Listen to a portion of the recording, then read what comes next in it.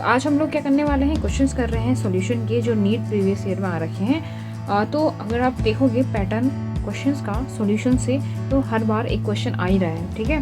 तो वहीं से हम लोग इसको स्टार्ट करेंगे। पहला क्वेश्चन जो देख रहे हो आप लोग, ये है नीट 2020 का क्वेश्चन है। The freezing point depression constant of benzene is 5.12 kelvin kilogram पर मोल. The freezing point depression for solution of molality 0.078 molar containing a non-electrolyte solute in benzene is. आप लोगों को इसका आंसर बताना है। अगर आप लोग फॉर्मूले से देखो तो हमारे पास KF की वैल्यू दी हुई है, मोलालिटी दे रखी है। फॉर्मूला सिंपल होता है इसका, देखिए जरा। हमें क्वेश्चन में दो चीज़ें दे रखी हैं। एक दे रखा है KF constant, freezing depression constant, जिसकी वैल्यू दे रखी है 5.12। दूसरा हमें दे रखा है मोलालिटी। मोलालिटी की वैल्यू कितनी है? 0.078, राइट। अगर हम इसे फॉर्मूला लगाएं, क्योंकि हम लोग नॉन इलेक्ट्रोलाइट मिला रहे हैं, तो यहाँ पे हमें आई की ज़रूरत पड़ेगी। I that is one tau factor, इसकी वैल्यू होगी 1, क्योंकि ये सॉल्वेंट में जाके डिसोशिएट नहीं हुआ। फॉर्मूला लगाते हैं इसका। तो डिप्रेशन इन फ्रीजिंग पॉइंट कितना हो जाएगा? I into KF into M, value put करते हैं। I की वैल्यू कितनी जाएगी? 1, KF की वैल्यू कितनी है? 5.12, और मोलालिटी है 0.078। तो अराउंड जो आंसर आ रहा है वो 0.399। इसको हम लोग क्या कह सकते हैं? 0.40 के अराउंड आ रहा है, यानी हमारा जो आंसर हो जाएगा वो कौन सा हो जाएगा?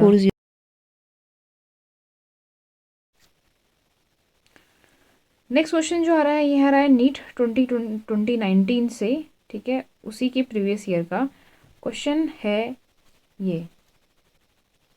The mixture that form maximum boiling azeotrope is, that is mixture of water and nitric acid, ethanol and water, acetone and carbon disulphide and heptane and octane. इनमें से कौन सा मिक्सचर है जिसका बॉइलिंग पॉइंट मैक्सिमम होगा? तो इसको azeotrope से समझते हैं। आप लोग एजियोट्रॉप्स दो लिक्विड का मिक्सचर होता है जो राउल्ट लॉ से एक तरह का डाइवेशन करते हैं, राइट। राउल्ट्स लॉ को फॉलो नहीं करते हैं, क्योंकि राउल्ट्स लॉ के अकॉर्डिंग मॉलिक्यूल के बीच का इंटरेक्शन हमेशा सेम रहेगा, चाहे वो सॉल्यूट सॉल्वेंट हो, चाहे सॉल्यूट सॉल्यूट हो, या सॉल्वेंट सॉल्वेंट हो। ये डाइवेशन करते हैं। यहाँ पे होता है दो अलग अलग लिक्विड को मिलाने पे उनका जो बॉइलिंग पॉइंट होता है वो एक नॉर्मल से उनके इंडिविजुअल बॉइलिंग पॉइंट से ज़्यादा आता है, that is maximum boiling point. अगर नीचे आएगा तो मिनिमम। यहीं से राउल्ट के लॉ से दो डाइवेशन मिलते हैं हमें, एक पॉजिटिव और निगेटिव, वो हम लोग देख लेंगे वहाँ। लेकिन यहाँ पे हमें ढूंढना है कि इसमें से मिक्सचर जो हमें दे रखे थे, इन मिक्सचर में से किसका बॉइलिंग पॉइंट मैक्सिमम है। तो जो पॉजिटिव डाइवेशन दिखाते हैं उनका मिनिमम बॉइलिंग आता है, और जो निगेटिव डाइवेशन दिखाते हैं राउल्ट्स लॉ से, उनका क्या आता है? उनका आता है मैक्सिमम बॉइलिंग। तो इनमें से हमें ढूंढना है कि निगेटिव डाइवेशन वाले कौन है। सो यहाँ पे लिख देते हैं। एजियोट्रॉप्स हम बोल चुके हैं कि एजियोट्रॉप्स लिक्विड का क्या है? मिक्सचर होता है, और एक ऐसा कॉम्बिनेशन जो क्या करता है, सेम कंपोजिशन रखता है। जब हम लोग इसको बॉईल करेंगे तो इसका लिक्विड का कंपोजिशन और वेपर का कंपोजिशन इक्वल होता है, ये इसकी कंडीशन होती है। दूसरा, ये जो होता है ये अपने इंडिविजुअल जो इनका जब ये स्टार्टिंग में इंडिविजुअल होंगे, मिक्स नहीं किए होंगे, तो उनसे कम या ज़्यादा ओवरऑल क्या दिखाएगा? बॉइलिंग पॉइंट दिखाएगा। हमें बताना है कि मैक्सिमम बॉइलिंग पॉइंट किसका है। तो ये राउल्ट्स लॉ से डाइवेशन दिखाते हैं। अगर ये राउल्ट लॉ से पॉजिटिव डाइवेशन दिखाते हैं, तो इनका जो बॉइलिंग पॉइंट आता है वो आता है मिनिमम। और अगर ये दिखाते हैं निगेटिव डाइवेशन में क्या आता है? तो इनका आता है मैक्सिमम। तो हमें कुल मिला के पता ये करना है कि इनमें से निगेटिव डाइवेशन कौन दिखाते हैं। तो इसका जो आंसर है that is water and nitric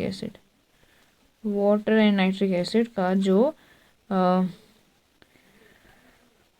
boiling point आएगा वो उनके नॉर्मल से क्या आएगा? मैक्सिमम आएगा, ठीक है। तो mixture of water and nitric acid.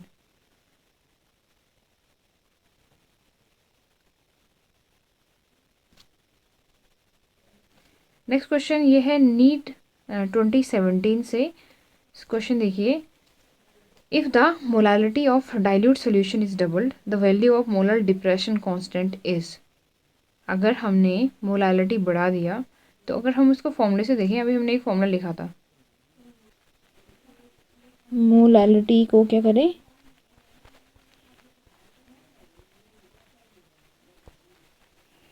Molality को डबल करें। तो ध्यान दे देना है कि मोलालिटी को डबल करने में पहले मोलालिटी से रिलेटेड फॉर्मूला क्या है। फॉर्मूला जो है वो हमारा किस तरह से इससे इन्फ्लुएंस होगा। So delta T F is equals to क्या होता है, के एफ इंटू एम। लेकिन ये जो के एफ होता है ये एक टाइप का कांस्टेंट होता है। कांस्टेंट को सॉल्यूट के कंसंट्रेशन से कोई फ़र्क नहीं पड़ना चाहिए, तभी तो वो कांस्टेंट होगा। कांस्टेंट जो होगा वो केवल किस पे डिपेंड करेगा, नेचर पे, नेचर ऑफ सोल्यूट या नेचर ऑफ सॉल्वेंट पे डिपेंड करेगा। ठीक है, इसका कंसंट्रेशन से कोई मतलब नहीं है। तो ये हम क्या कहेंगे, आंसर क्या है, अनचेंज्ड, अनचेंज्ड रहेगा, यानी fourth one, answer 4। Okay, so next question है नीट 2016 से। At 100 degree Celsius vapour pressure of solution of 6.5 gram of a solute in 100 gram of water is 732 mm। If K B की value दे रखी है जो 0.52 है, then the boiling point of solution will be. अब ये question जो आ रहा है ये है एलिवेशन ऑफ बॉइलिंग पॉइंट से। तो इसमें होता क्या है, हम जानते हैं कि अगर हम लोग किसी भी सॉल्वेंट के अंदर नॉन इलेक्ट्रोलाइट सोल्यूट मिलाते हैं तो उसका क्या होता है, बॉइलिंग पॉइंट बढ़ जाता है। यहाँ पे आपको बताना है कि बढ़ के कितना हो जाएगा। तो हमें निकालना क्या है, हमारे पास नॉर्मल तो दे रखा है दैट इज़ 100 डिग्री सेल्सियस, कितना बड़ा वो हमें निकालना है। तो लेट्स सी कैसे करेंगे इसको। ये सब चीज़ें हमें गिवन है क्वेश्चन में। ये जो प्रेशर है 760 mm, ये हमें क्या करना होता है, पहले से पता होगा वाटर का प्योर प्रेशर कितना होता है। क्वेश्चन में सॉल्यूशन का प्रेशर दिया हुआ है।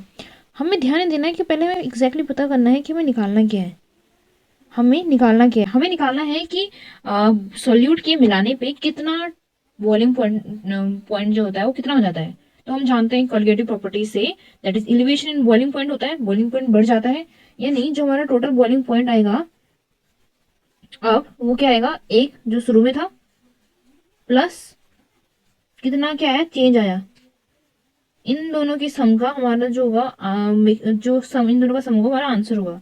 ये क्वेश्चन पहले से गिवन है कि 100 डिग्री सेल्सियस, यानी शुरू में जो टेम्परेचर था वो कितना है, 100 डिग्री सेल्सियस। यानी कुल मिला के हमें क्या निकालना है, delta T B. Delta T B जो होता है वो किसकी इक्वल होता है, delta T B is equals to किसकी इक्वल होता है, के बी इंटू एम। ठीक है, अब हमें ये निकालना है जिसमें से के भी हमें क्वेश्चन में दिया हुआ है। तो हमें कुल मिला के निकालना क्या है, एम, मोलैलिटी। मोलैलिटी निकालने का जो फॉर्मूला होता है हम जानते हैं क्या होता है, moles of solute upon mass of solvent in kilogram. Moles of solute, solute के मोल्स निकालने हैं। अब सोल्यूट के मोल्स निकालने के लिए हमें सोल्यूट का पता होना चाहिए। है हमें पता कौन है सोल्यूट, नहीं, क्वेश्चन में सिंपल सोल्यूट लिखा हुआ है। तो हम लोग इस प्रेशर, वेपर प्रेशर की हेल्प से निकालेंगे। आप लोगों ने पढ़ा होगा लोअरिंग ऑफ वेपर प्रेशर, वहां से फॉर्मूला क्या निकलता है, that is P naught minus P upon P is equals to mole fraction of solute. Mole fraction of solute, mole fraction किसके बराबर होता है, moles of solute, moles of solute plus moles of solvent. अगर हमें ये पता चल जाए तो हमारा आंसर आ जाएगा। अगर हमें ये क्लियर हो जाए तो हमें हमारा आंसर मिल जाएगा। कैसे निकालेंगे हम बताइए।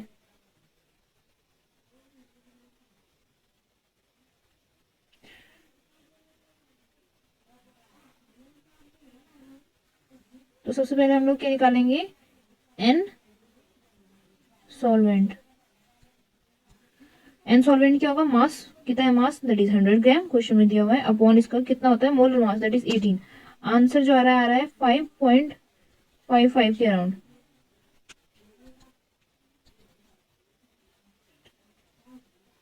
55 ये हमारे मोल्स आ गए किसके, सॉल्वेंट की। अब हमें इसको सॉल्व करने के लिए हमें सोल्यूट निकालना है, फॉर्मूले में पुट करते हैं आंसर, देखते हैं फिर। तो हमारे पास आ जाएगा 760 जो कि था प्योर फॉर्म में pressure minus 732 upon 732 is equals to n, जो हमें निकालना है that is solute n plus n के साथ सॉल्वेंट, जो हमारा आंसर आया 5.55। इसको सॉल्व करना है हमें, ठीक है। इसको सॉल्व करो जरा, कितना आ रहा है ये ओवरऑल आएगा 28 upon 732 is equals to n upon n plus 5.55।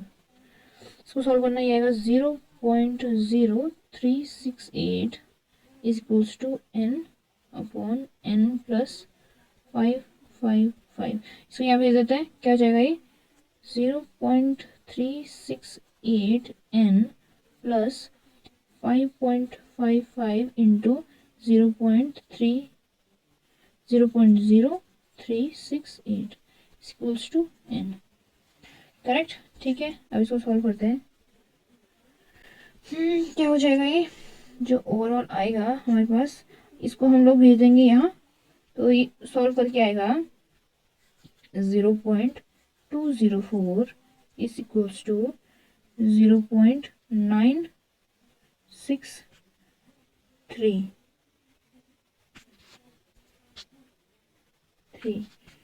n।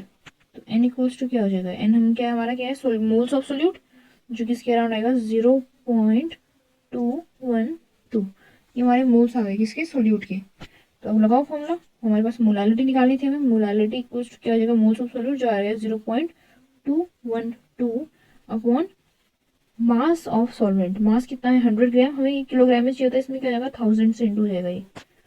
तो ये किसके अराउंड आएगा 2.12 हमारा क्या आ गया, मोलालिटी आ गया। ठीक है, ध्यान देना मोलालिटी हमारा क्या आएगा 2.12 केवी हमें क्वेश्चन में दिया हुआ है। तो रखते हैं इसको। अब क्या हो जाएगा हमारा delta T B is equals to क्या था, के बी इंटू एम, और के बी कितना है हमारे पास 2.12। अब के बी की वैल्यू रखो, सो इधर हमें 0.52 रखो। ये आंसर जो आएगा वो आएगा अराउंड 1.06। तो हमारे पास जो टेम्परेचर आएगा वो इन दोनों का सम होगा, मैंने कहा ही था इसका टीबी के।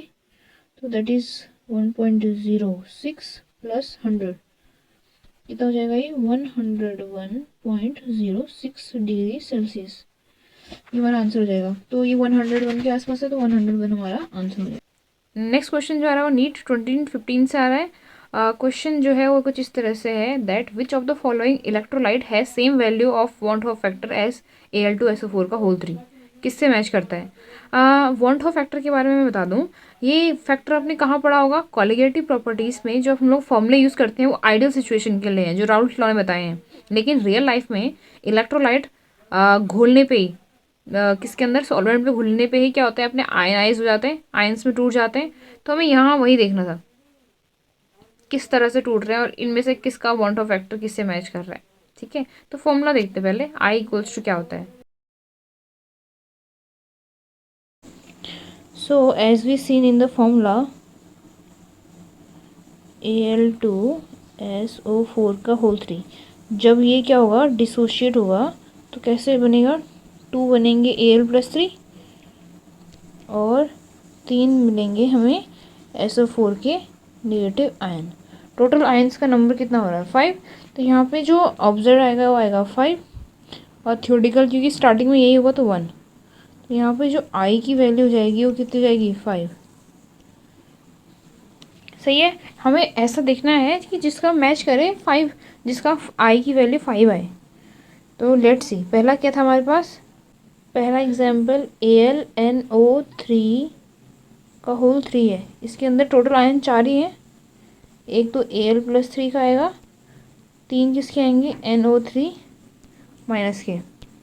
नेक्स्ट चेक करते हैं that is K4 FeCN6 FeCN6। ये एक तरह का क्या है कोऑर्डिनेट कॉम्प्लेक्स है जिसमें 4 क्या आएंगे K+, और एक क्या आएगा FeCN6 का क्या आएगा -4। तो इसमें टोटल आयंस कितने हो रहे हैं 5, तो इसका भी क्या आएगा आई क्या आएगा डिसोशिएट हो गया 5 और स्टार्टिंग में कितना था 1, तो टोटल कितना आएगा 5 आएगा। तो इसका मैच कर रहा है, बाकी आप अदर चेक कर सकते हो बट आंसर यही होगा। सो ये चीज़ यहाँ फिनिश होती है। ये थे क्वेश्चन किसके सॉल्यूशन के थे। नेक्स्ट हम नेक्स्ट टॉपिक करेंगे, ये प्रीवियस ईयर के क्वेश्चन है और हमें देखना है क्या इन क्वेश्चन से कि हम कितना कर पा रहे हैं। अपनी प्रैक्टिस भी आती है, साथ में पैटर्न देखने को मिलता है कि क्वेश्चन किस तरह से आ रहे हैं। ठीक है।